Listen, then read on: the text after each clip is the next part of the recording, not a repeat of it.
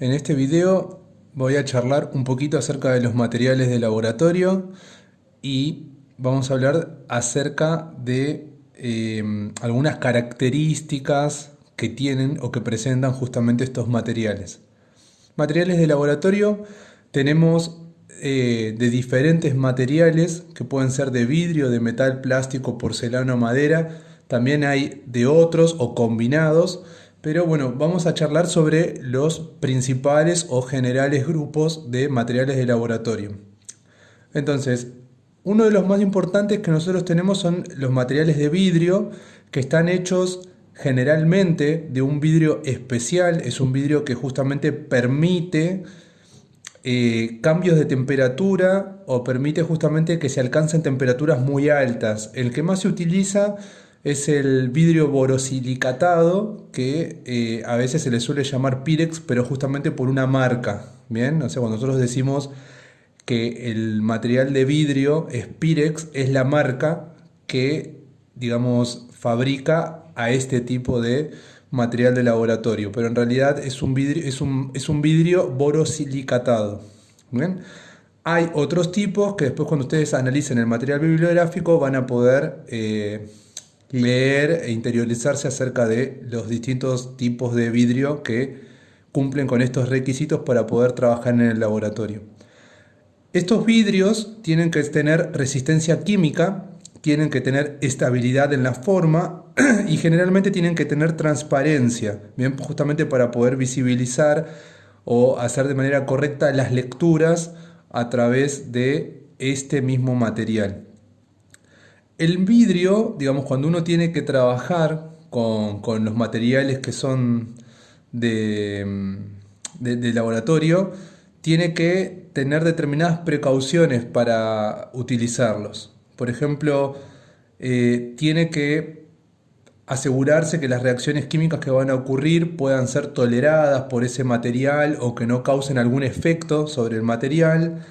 Hay que tener muchísimo cuidado con el tema del calentamiento, porque si uno calienta el material de vidrio que sirve para hacer mediciones, que es el que se conoce como material volumétrico, o sea, mediciones de precisión, lo estaría descalibrando, porque justamente el vidrio sufre un proceso de dilatación y de contracción que causa el descalibre del material. Entonces, tiene que tener esta medida de precaución para no arruinarlo.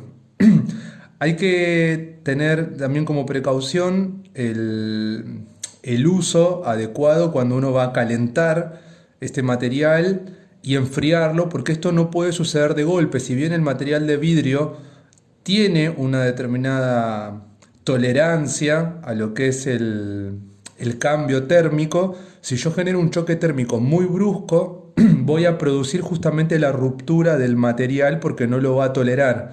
Si bien, vuelvo a repetir, el vidrio borosilicatado está preparado por sus características a estar sometido a temperaturas altas y después incluso a enfriarlo, pero no con este choque térmico, uno puede llevar a cabo procesos de calentamiento y enfriamiento, pero no hacerlo de manera extremadamente brusca, porque voy a generar el desgaste o el deterioro del material o incluso la fractura o rotura completa de este material. Entonces esto es algo a tener muy en cuenta.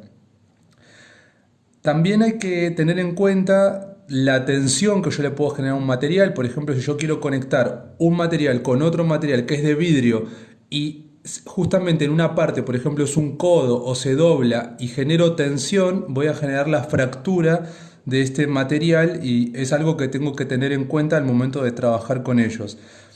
Algo importante también es el tema de la presión. Si yo, por ejemplo, tengo un dispositivo con vacío, un balón, que cuando ustedes miren los materiales del laboratorio van a encontrar lo que es la imagen de un balón. Tengo un balón y ese balón se le está haciendo vacío. Si yo de repente le quito el vacío, es decir, vuelve el aire y vuelve de manera muy brusca, voy a generar la ruptura o la explosión del material. Entonces tengo que ser muy cuidadoso de ese tipo de cuestiones.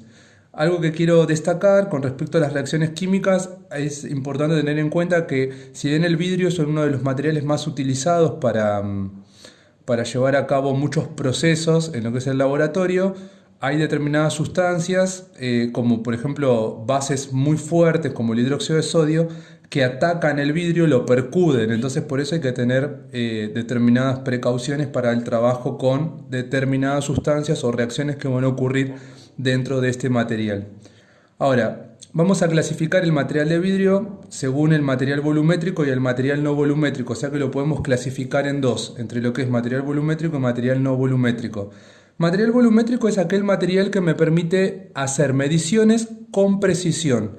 Y el material no volumétrico me permite generalmente contener, puede ser que sirva para medir, pero no es preciso. Es decir, si yo por ejemplo tuviera que medir 3 litros de un líquido, no lo necesito con precisión. 3 litros es un volumen muy grande, entonces por ahí podría usar un material no volumétrico que tiene escalas, es decir, me permite medir, pero no mide con precisión. El material volumétrico es un material que justamente sí mide con precisión. Materiales volumétricos tenemos la pipeta, y dentro de las pipetas tenemos las pipetas que son graduadas y aforadas, y de las aforadas tenemos las que se conocen como simple aforo y doble aforo.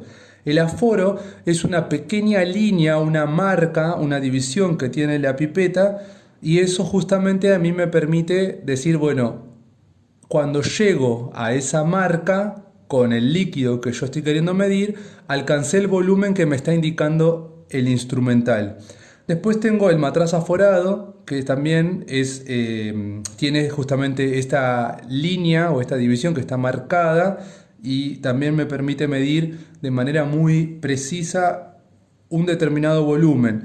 Recordemos que acá en las pipetas, las que son graduadas, me permiten medir volúmenes que son variables según la precisión que tenga el material, pero la aforada en cambio me permite medir solamente un único volumen. Es el volumen que me indique ese material y no otro. Por ejemplo, graduada yo puedo tener pipetas de 10 mililitros, pero puedo medir 1 mililitro. O sea, porque justamente al estar graduada me permite hacer me permite hacer mediciones que son variables.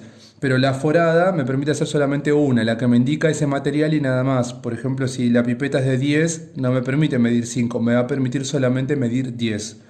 Los matraces aforados ocurre lo mismo. Si el matraz, por ejemplo, es de 250 mililitros, es eso lo que mide el matraz y no puede medir otro volumen. La bureta es otro material volumétrico, es el de mejor precisión, tiene muchas divisiones, por lo cual lo hace extremadamente preciso. Y generalmente las buretas tienen capacidades máximas entre 25 a 50 mililitros. Bien, de hecho pueden hacer agregados gota a gota. Eso es lo que tiene de interesante la bureta. Después cuando vayan al material bibliográfico van a poder ver las imágenes de cada uno de estos materiales que estamos mencionando.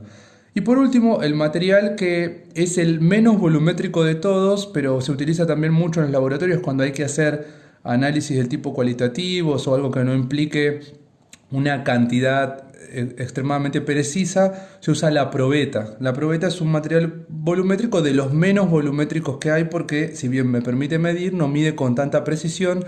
Y voy a hacer esta aclaración. Justamente estos materiales que se caracterizan por ser volumétricos tienen un diámetro que es extremadamente pequeñito. Por ejemplo, la pipeta es un instrumental que es muy delgado. Al ser tan delgado, eso es lo que le da precisión. El matraz aforado tiene la forma esférica o semiesférica, pero tiene un cuello largo. Ese cuello es lo que le da precisión, justamente porque el diámetro se achica mucho. Y la bureta es también alargada y delgada como la pipeta y eso es lo que le da precisión. La probeta, fíjense que también tiene la forma cilíndrica que tienen todos estos, pero la probeta es un poco más ancha en su boca y en toda su longitud. Por lo tanto, eso es lo que le quita precisión, pero bueno, entra dentro de los materiales volumétricos. Después, como materiales no volumétricos tenemos, yo solamente los voy a mencionar, ustedes después léanlos, léanlos y búsquenlos a los dibujos en el material porque los van a poder ver y ahí van a entender un poco mejor. Tenemos uno de los que más se usan, que es el vaso de precipitados, tubos de ensayo, vidrio reloj, varilla de vidrio, pisetas, embudo, Erlenmeyer, el frasco lavador de gases, que ese tenemos en el laboratorio y después mírenlo en el material que yo les mando y en el laboratorio 2 por lo menos van a ver que hay varios en la estantería, varios frascos lavadores de gases. Tenemos balón, tubo de seguridad, cristalizador, pesa filtro, que este es muy importante cuando tengamos que preparar soluciones de manera analítica en los años posteriores. Kitasato, que sirve justamente para hacer filtraciones al vacío. Los tubos refrigerantes, que son los que se utilizan para, por ejemplo, la destilación, que hay de varios tipos, y la ampolla de decantación. Todo esto yo estoy mencionando los nombres de los materiales de laboratorio, que son no volumétricos, pero ustedes lean el material bibliográfico porque hay más clasificaciones. Por ejemplo, vasos de precipitados tenemos otra clasificación, tubos de ensayo hay varios también, pisetas hay algunas que son de plástico y otras que son de vidrio. Fíjense la diferencia porque por ahí ustedes conocen la de plástico y no conocen lo que es la piseta de vidrio. Después, lo que son los distintos tipos de balones, los distintos tipos de refrigerantes, porque tengo el que es alargado, después tengo otro que es de serpentina, tengo otro que es de bolas. Bueno, eso vayan leyéndolo y van mirando en el material que yo les dejé publicado en el Classroom. Después tenemos materiales de plástico, que esto lo vamos a pasar bastante rápido. Los más importantes digamos, donde más hice profundidad son en los materiales de vidrio. Acá tenemos materiales plásticos que están hechos de teflón y de polietileno. Ahí tenemos también, por ejemplo, vasos de precipitados para mencionar. Hay probetas también que están hechas de plástico. Así que bueno, hay materiales que son de vidrio y hay otros materiales que son de plástico. El plástico resulta muchas veces muy útil porque no es atacado por determinados reactivos y por lo tanto al no reaccionar lo puedo utilizar para hacer determinadas mediciones y el vidrio sí termina siendo atacado. Entonces bueno, para algunas cosas me conviene usar plástico, para otras cosas me conviene usar vidrio o capaz para algunas cosas me da igual cualquiera de los dos. Después tenemos materiales que son de porcelana. La porcelana no es más que cerámica vitrificada, eso para que lo tengan presente, o sea, el tipo de material es cerámica y es vitrificada, por eso uno cuando toca la cerámica es como bien pulida, bien lisa. Y tenemos cucharas espátulas que son de porcelana, el mortero y el pilón, la cápsula, el crisol de capa filtrante, el crisol de Gotch, triángulo de pipa, embudo Buchner, de secador de vidrio con tapa y placa de porcelana. Esto son importantes, en el laboratorio tenemos todos. Entonces bueno, miren las imágenes de cada uno de estos materiales y es fundamental que no solamente miren las imágenes, sino que de todo lo que yo voy nombrando, de los materiales que tenemos acá, ustedes tienen que poder saber para qué se utilizan, es decir, para qué sirve cada material. Yo les hablo de una cápsula y les hablo de un crisol y digo, ¿son iguales? No, bueno, no son iguales. ¿Para qué sirve cada uno de ellos? ¿Sirven para calentar? Bueno, ¿y en qué los diferencia? ¿Por qué me conviene usar un crisol para una cosa y por qué me conviene usar una cápsula para otra cosa? Esas son las cuestiones que uno tiene que analizar cuando está estudiando los materiales de laboratorio. Después tenemos materiales que son de hierro, como el soporte universal, el aro metálico, las pinzas y las agarraderas, la gradilla, la tela metálica, trípode, espátulas. Las espátulas son las cucharas espátulas que sirven justamente para recolectar sólidos, nuez, cepillo, mortero de hierro, pinza de Mohr, pinza de Fischer. Es importante que distingan entre la pinza de Mohr y la pinza de Fischer porque son nada que ver. Entonces después visualícenla en el material que tiene los esquemas y fíjense para qué sirven cada una de ellas porque son muy importantes las dos. Los sacabocados, la lima, la mariposa, la cuchara de combustión, que esa es una de las que van a usar cuando después hagamos las prácticas. En realidad vamos a usar muchos de los materiales que tenemos acá, pero yo les adelanto algunas cositas. Bien, entonces presten mucha atención para qué me sirve cada uno de los materiales que estoy nombrando. Después, tenemos materiales que están hechos para calentar y acá nos vamos a quedar con lo que son los quemadores, lo que serían los mecheros, donde tenemos quemadores que son del tipo quemadores o mecheros que son Bunsen, Mecker y Fischer, que el Fischer es como una vuelta de tuerca del Mecker, por eso se le suele llamar Mecker Fisher también. Después tenemos planchas calefactoras, baños termostáticos, las mantas calefactoras y la estufa. Todos estos son todos materiales de laboratorio que sirven para calentar. Es importantísimo porque son materiales que sirven para calentar. Ahora la cuestión, ¿es lo mismo un baño termostático que una manta calefactora, o una manta calefactora que una plancha calefactora? Bueno, esas son las diferencias que yo necesito que ustedes analicen en el material bibliográfico.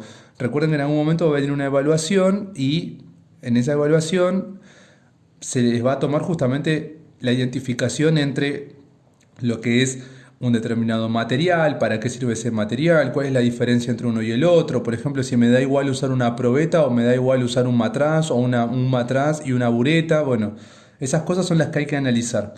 Otros tipos de materiales que tenemos son crisoles de óxido de aluminio, de carbono y cápsula, papel de filtro, tapones que pueden ser de goma y de corcho, tubos que pueden ser de goma o de látex, la pinza de madera, que la pinza de madera es con lo que uno agarra los tubos para, por ejemplo, someterlos a efecto del calor.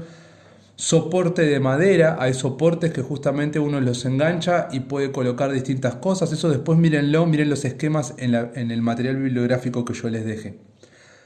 Cuestión: normas en el laboratorio. Lo fundamental en un laboratorio es que tiene que estar ordenado. O sea que lo que tiene que predominar en el laboratorio es el orden. ¿Qué se debe hacer y qué no se debe hacer? Esas son las cuestiones que ustedes al leer la bibliografía tienen que poder dilucidar, tienen que poder leer y comprender. Bueno, ¿qué puedo hacer en un laboratorio? ¿O qué es lo que debo hacer para trabajar de manera correcta en un laboratorio? Esto. ¿Qué no debo hacer para trabajar de manera correcta? Porque si yo, por ejemplo, no me ato el pelo cuando tengo el pelo largo, no estoy trabajando de la manera adecuada. Ahora, ¿qué tengo que hacer cuando llego a un laboratorio? Bueno, repasar la mesada, por ejemplo. Dejar todo ordenado, fijarme de que no haya obstrucciones en el camino por el cual yo me voy a mover. Entonces, bueno, ese tipo de cosas son las que tienen que leer y analizar en la bibliografía que yo les dejé. ¿Cómo proceder con? Y a esto también tienen que leerlo y tienen que analizarlo. ¿Cómo tengo que proceder con compuestos orgánicos, con el aire, con los ácidos y las bases fuertes, con el fuego, con las quemaduras y con la ingesta de alguna sustancia que pueda llegar a ser tóxica o nociva? Bien, y acá hago este hincapié, averigüen la diferencia entre lo que es algo tóxico, cuando algo es tóxico y cuando algo es nocivo, porque tóxico es una cosa y nocivo es otra cosa diferente. Bien, así que ya les estoy tirando algunos tips para que vayan trabajando con el material bibliográfico que yo dejé.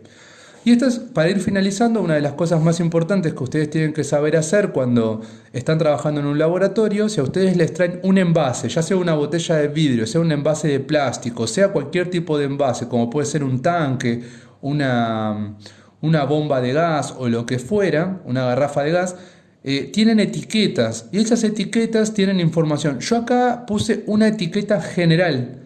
Las etiquetas pueden variar la información que tienen según quién es el que arma la etiqueta. La información que tiene que tener la etiqueta, acá tengo la etiqueta, tengo el recuadro. Fíjense que acá hay dos recuadritos pequeñitos que tienen generalmente dibujos. Esos dibujos son pictogramas y los pictogramas indican los peligros de la sustancia que va a estar etiquetada con esto. Después acá me va a brindar la identificación, es decir, qué es tal cosa, qué cosas contiene, la composición, y me va a decir la información de la empresa que se encarga de distribuirlo o de la comercialización justamente de este compuesto, de esta sustancia. El responsable, bueno, acá va a poner seguramente el nombre de la empresa, la dirección, un número de teléfono. Y por otro lado, acá hacia un costado me voy a encontrar con algo que va a decir R y puede decir numeritos, o puede decir R, los numeritos, y puede haber toda una información escrita, toda una leyenda. Esas son las frases R. Las frases R son justamente aquellas frases que me hablan de los riesgos, ¿bien? ¿Qué riesgo yo voy a tener si manipulo esto? Por ejemplo, la toxicidad, es tóxico tal cosa, es nocivo por tal cosa. Ahora, por otro lado voy a tener las frases S, que también, al igual que las R, pueden tener los números, porque el número es un código, porque yo tengo una tabla de frases R y tengo una tabla de frases S, y esos están todos numeradas, la 1, la 2, la 3, la 4, la 5. Entonces, así tengo varias. Entonces, cuando yo miro la tabla y tengo esos números, puedo decir, bueno, la frase S es la frase de seguridad. ¿Cómo yo debería de trabajar o qué no debería de hacer con eso? Entonces me va a decir, no someter a temperaturas mayores de... Entonces ahí me está diciendo una frase de seguridad para que yo no lo vaya a exponer a eso. Entonces, esa información general que yo estoy poniendo acá es lo que tiene que figurar en una etiqueta. Yo después, de todos modos, en el Classroom voy a publicar una etiqueta concreta, con un ejemplo concreto, para que ustedes puedan ver la información que tiene esa etiqueta y puedan analizarla, porque justamente hay tablas de pictogramas, que los pictogramas me van a brindar información. Según el dibujo que yo vea, tengo que saber interpretar si es, por ejemplo, explosivo, si es, por ejemplo, contaminante ambiental. Cuando yo miro las frases R y las frases S, tengo que saber buscar en la tabla según el número, decir, bueno, este número significa tal riesgo, este número significa tal medida de seguridad. Tengo que poder leer la identificación, por ejemplo, ácido sulfúrico 98% de pureza. ¿Qué es lo que quiere decir? Seguramente va a aparecer un código, que es un código de CAS, es el código que me permite identificar el producto. Después la composición, bueno, si fuera ácido sulfúrico solo, va a tener ácido sulfúrico 98% de pureza, me va a decir que es 98 gramos por cada 100 de solución, bien, 100 gramos de solución. Ahora, el responsable y después, bueno, los datos de la empresa. Entonces, eso es importante analizarlo. A veces en las etiquetas suele venir en forma de rombo y esos rombos tienen números. Ese es otro ejemplo de otro tipo de etiqueta. Yo les voy a publicar por lo menos una que sea similar a esta, otra de otro tipo, para que ustedes puedan ver de que hay varios modelos de etiquetado para brindar la información de la sustancia que está contenida en ese envase. Así que bueno, chicos, espero sus dudas, espero sus consultas vía Classroom. Cualquier cosita, seguimos comunicados y a la brevedad voy a estar subiendo las actividades para que comiencen a trabajar con este material.